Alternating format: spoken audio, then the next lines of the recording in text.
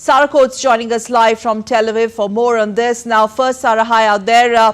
United Nations Security Council proposal on Gaza. It clearly sets out these conditions for a full and complete ceasefire and release of the hostages held by Hamas, including the exchange of Palestinian prisoners. Can this really increase pressure on both sides to respond positively on the plan?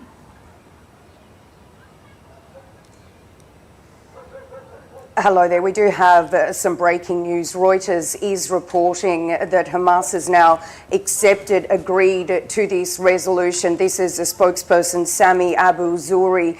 He says that it is now up to Washington to ensure that Israel abides. But we do need to remember here that we still haven't had any formal acceptance there from the Israelis, although Antony Blinken, the US Secretary of State, he was actually just speaking a few moments ago right here in Tel Aviv, asked about whether Israel would in fact go with this resolution. He says that he has been guaranteed by Israeli officials that that will happen, although, as I said, still no formal answer on that. But this is certainly something that will be dominating conversation around the Middle East today.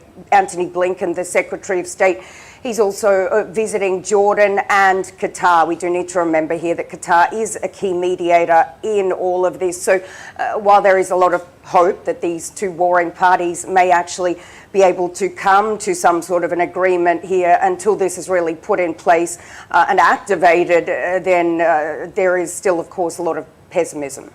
Pessimism, right.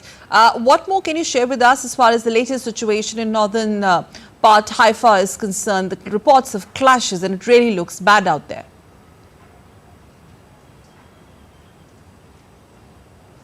Certainly, the situation in the north is escalating. It is deteriorating over the past few hours. Hezbollah says that it launched some 50 rockets from southern Lebanon into Israeli territory. And this, of course, is causing a lot of concern here in Israel, with this unprecedented situation really piling pressure on the Prime Minister Benjamin Netanyahu. I was actually up there in the north a few days ago, and it is an extremely concerning situation. There are also some 60,000 internally displaced Israelis who are unable to go home given the dire security threat. And this is one of the other reasons that the US Secretary of State is here in the region trying to get this ceasefire into play, with the Biden administration really hoping that if this happens, this could also put a lid on the situation in the north and stop it spiraling into potentially a larger regional war.